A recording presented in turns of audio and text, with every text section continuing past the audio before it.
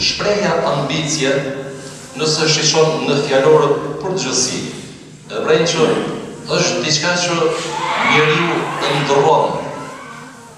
Dhe këtë ëndër mundohet vazhdimisht ta realizoj aty që ka në mendje dhe që ka në zemrën e tij. Dhe ambicia është pjesë e besimit, është transmetuar nga Aliu radhiyallahu anhu, ku thot: "Inna uluul himma min al-iman." Më të vërtetë ambiciet e larta janë si rezultat i besimit.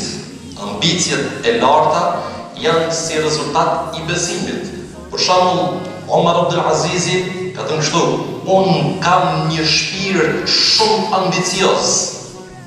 Kam ndruar shumë që të martohem me Fatimen, bijen e Abdul Malik ibn Marwanit, dhe e kam arritur. Pasi që kam arritur këtë, kam ndruar që të bëm guvernator i Medinës dhe jam bërë guvernator i Medinës.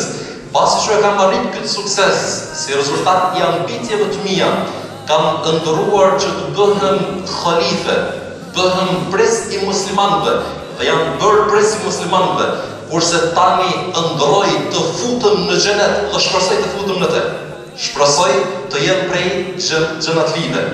Realisht njeriu do të ketë ambicie, njeriu do të ketë ëndra në mënyrë të vazhdueshme, sepse nëse nuk ëndron për ëndra të larta, s'padyshim se ai nuk do të ketë ndonjë vlerë. Shishon, janë taku 4 burra të mëdhenj. Mus'ab ibn Zubair, me Urwa ibn Zubair, Abdul Malik ibn Marwan dhe Abdullah ibn Umar. 4 burra të mëdhenj. Kë i pari Mus'ab ibn Zubairin e shtron një pyetje shumë të çuditshme. Dhe ju thotë: "Çfarë ndroni?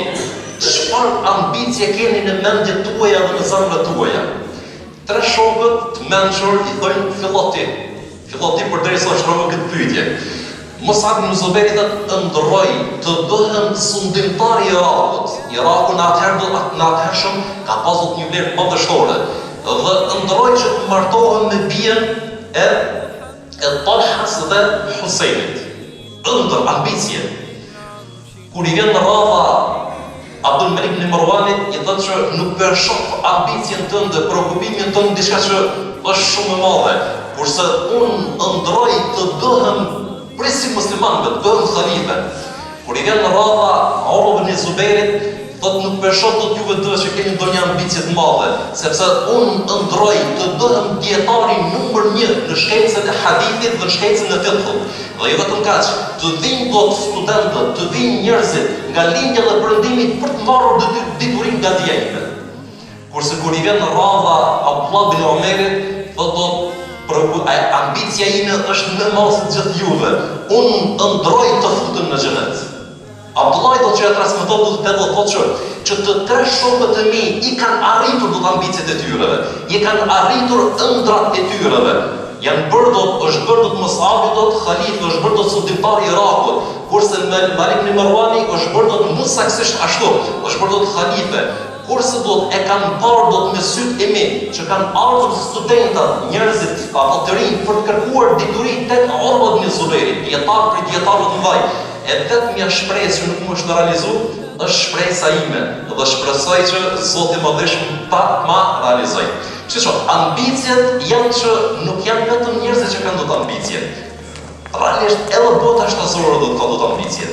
Për shembull, Leta e ka ambicje, qëllim të jetës, që asnjëherë do të nuk merr nektar përveç se prej lulës së shëndosh do të pastërt. Ambicie ka, po s'mund të ndryshu dot, është e krijuar e programuar do të këtë formë. Ose e kemi do që Shqiponia do të prej lartësisë, ai do të vazhdimisht do të vrapon mas çavut vetëm mish, do të hanë do të mish të freskët, e ka do të ambicet jetës. Luani do të vdes nga uria, por kur nuk ka mundësi do të mengop vetë do të prej do një gjë që është mish i kalpër, asnjëherë. Kemi do të shtas të tjera që për shembull do të thiu i egër, ai do të ndjejnë kënaqësi kur gjen ndonjë kelpsir. Në plot kuptimin e fjalës, sepse do të është pastrues i ambientit, pastrues i tokës. Ose do të kemi do të mizën, e cila do të gjen kënaqësi në ndërtësira. Kurse besimtari do të kujt do t'i përgjasoj? Do t'i përgjasoj do të atyre që janë ambicet e pastërta dhe të larta. Shisho, çfarë dialogu i mrekullueshëm është mes një sahabiu të ri, i cili ke të drejtë me mendu që është simbol i ambicieve të larta. Dhe ky është Rabia ibn Malik al-Aslami. Pas luftës së Khandekut, realisht nuk është derdhur çakt fare. Dhe ka qenë një fitim, një fitore e jashtëzakonshme për muslimanët në çfarë do segmenti, edhe në aspektin material.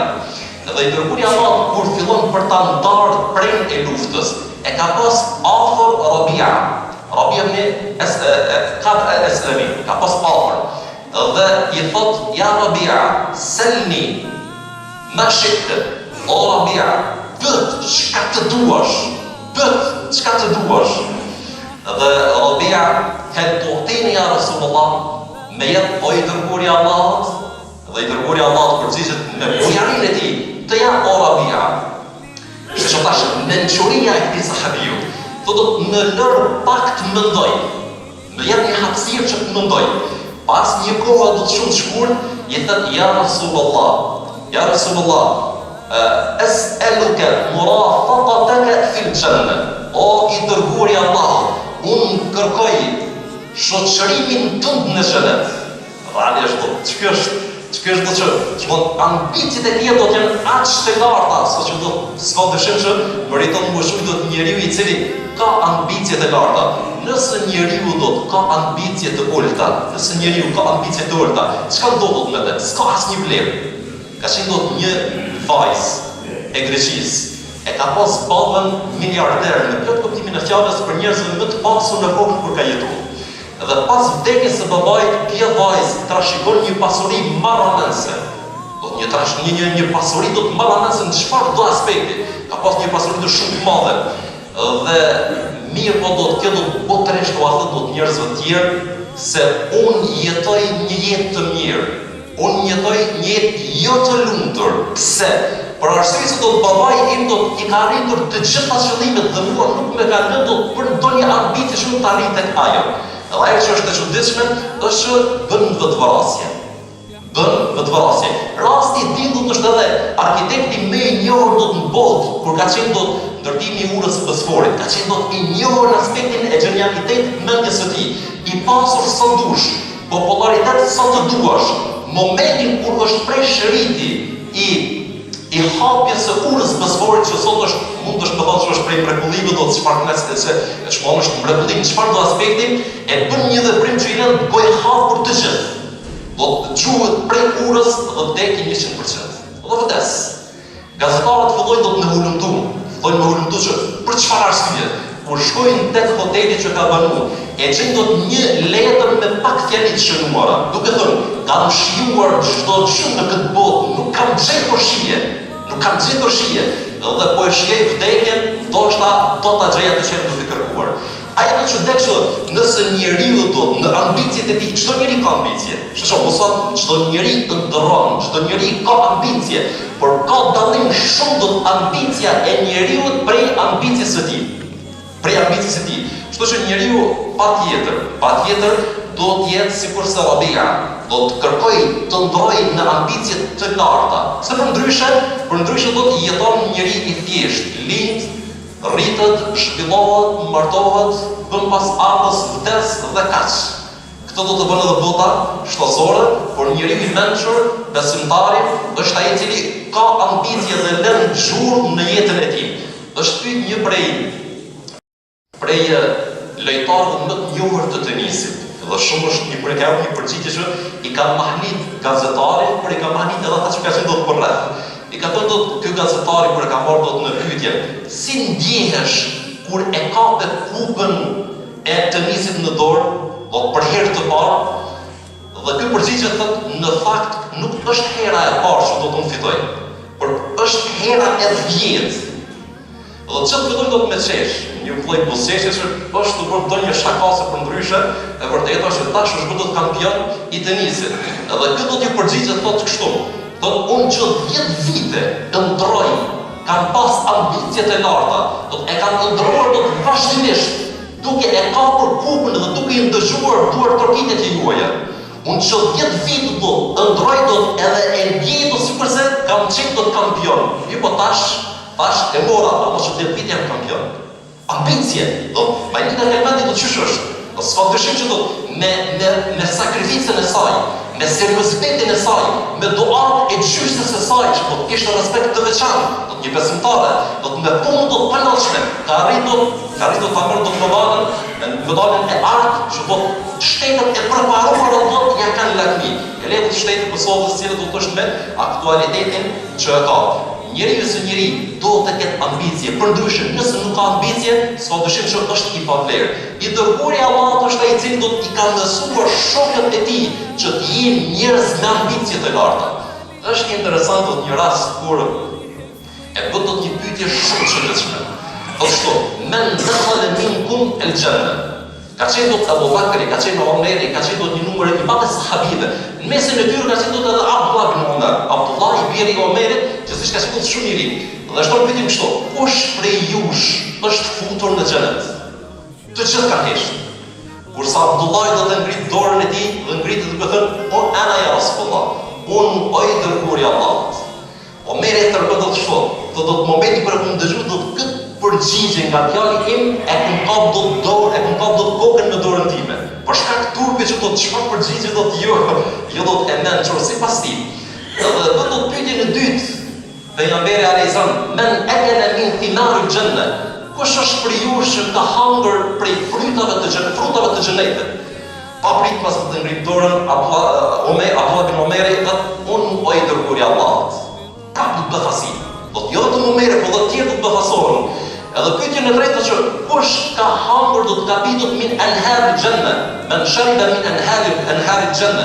Kush është për ju që ka pi prej lumenjve të xhenetit që janë në Kur'an të përmendur do në 10 recitate kuranore. Pa prit pas do të pranë do të merrë ngritur dorën Abdullah ibn Omeri dhe thotë unë o i dërguari i Allahut. Në këtë rast kur e shef befasin e gjithë atyre që ka qenë do të prezant dhe është sharon i dërguari i Allahut, vetëm do të sharoja Omer si do të ke hyrë në xhenet, si ke hyrë do të lumenjve të xhenetit, si ke hangër do të frutave të xhenetit. Dhe përgjigjet me vendosshmëri ky djalosh, i cili do të kalojë zhurmë për njerëzimin deri ditën e llogarisë. Dhe i thot, o i dërguari i Allahut, në momentin kur këmba jote është futur në xhenet, unë e kam ndjerë sikurse unë jam fut.